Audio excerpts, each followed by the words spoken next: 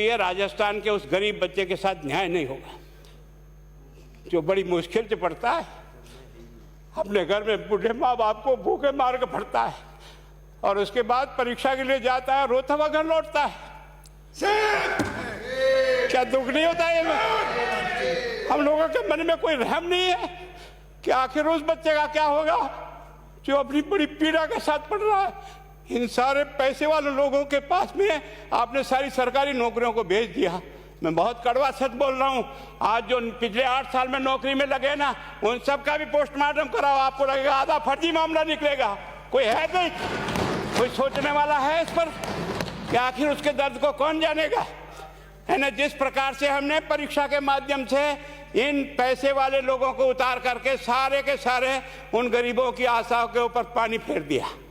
रात और दिन पढ़ता है, भूखा प्यासा पढ़ता है, घर बेच करके पढ़ता है, खेत बेच करके पढ़ता है, लेकिन जब उसका सिलेक्शन नहीं होता तो जहर खा के मरता है। हम इस कानून को ला करके दुनिया को बताना चाह रहे हैं कि हमने इतना बड़ा कानून कर दिया, इस कानून से कुछ भी नहीं होगा। मैं आज आपको कह रहा हूँ, ये जो आपने नए प्रावधान जोड़े हैं, मैं सोचता हूँ कि मुझे कुछ बोलने की इच्छा नहीं, मुझे बहुत दुख है इस बात का। क्या होगा ये, किस तरह की गैंग पाल ली हमने, पिला दो है ना। मैं उस दिन भी पूछा था कि मैंने कहा ये शिक्षा संकुल पे है, जिन लोगों को ड्यूटी पे लगाया, इसको लगाने वाला दोषी कौन है। तो ठीक है, भाग्य हमारा अच्छा था कि सवाई माधोपुर की घटना खुट गई और एसओजी को उसमें हाथ में लग करके कुछ केस लग गया। अगर वो केस नहीं लगता तो आज आपकी सारी नौकरी पर इन सब बड़े बड़े दलालों के स्कूल में पढ़ने वाले बच्चे होते और मेरा गरीब का बच्चा अपना घर लौट के जाता। दुर्भाग्य है। और इस कारण से केवल इसके लिए खुश मत हो जाओ कि हमने कानून बहुत सख्त बना दिया इसलिए अपराधी रुक जाएगा। नहीं, सिस्टम को बदलना होगा, ये परीक्षा का सिस्टम चेंज करना होगा। मैं सोचता हूँ कि क्या हम इतने अक्लमंद बैठे हैं, क्या इस व्यवस्था को चेंज नहीं कर सकते? क्या एक ही पेपर सारे राजस्थान में 20 लाख बच्चों को दिया जाए? क्या इसका कोई ऑल्टरनेट नहीं हो सकता? इसका ऑल्टरनेट सोचना चाहिए कि हम परीक्षा को टुकड़े टुकड़ों में कैसे कर सकते हैं। जिले के अनुसार पेपर नहीं, एक नहीं हम 25 पेपर बना सकते हैं। कौन से सेंटर पर कौन सा पेपर जाएगा कोई तय नहीं करेगा कौन सा जाएगा, और हम जो इच्छा होगी उस सेंटर पे वो पेपर भेजेंगे। और ये जितने भी प्राइवेट कॉलेजों में आपने सेंटर बना रखे उनको बंद करो, इनको तुरंत बंद करिए एक ऑर्डर से। जितने भी सरकारी विद्यालय है और सरकारी नौकर ही एग्जामिनर बनेगा और एग्जामिनेशन करेगा, तब तो आप इसको बचा पाओगे। आपका वो जांच करेगा, आपका वो अधिकारी आएगा। आपने कहा भाई सेशन जज के नीचे नियुक्ति नहीं होगी, इसके अलग से कोर्ट होगा, बहुत अच्छी बात है। प्रोविजन जो आपने डाले हैं वो स्वागत योग्य है, स्वागत करता हूँ, पर इन प्रोविजन को लागू तो आप और मैं ही करूँगा, कौन करेगा? जब हम ही ठीक नहीं है तो इन प्रोविजन क्या रोएंगे अंदर बैठे बैठे है? जब तक हमारा दिल और दिमाग ठीक नहीं होगा ना, इस बीमारी का इलाज नहीं होगा। हमने शिक्षा के मंदिर को भ्रष्टाचार की भट्टी में जलाकर खाक कर दिया।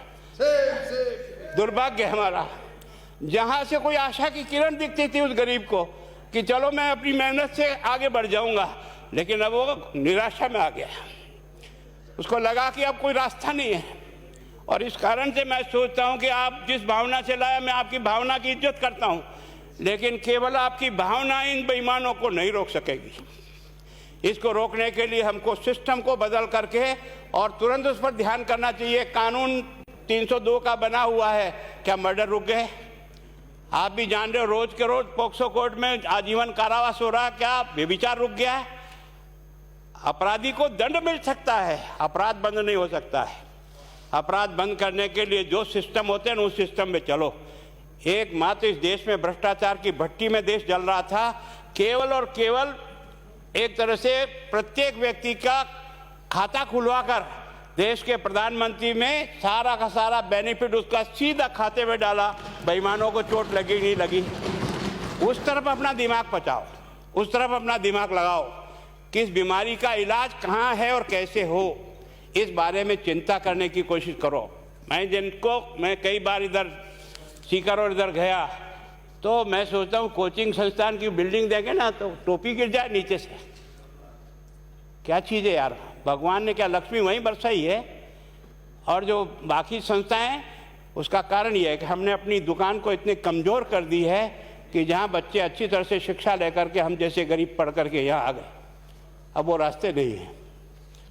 और इस कारण से मेरी बहुत विनम्र प्रार्थना है, इस बीमारी का इलाज चाहिए बच्चे को, कानून से नहीं होगा, कानून के अलावा होगा, और उसमें आप करें। धन्यवाद। Thank you. माननीय मंत्री महोदय।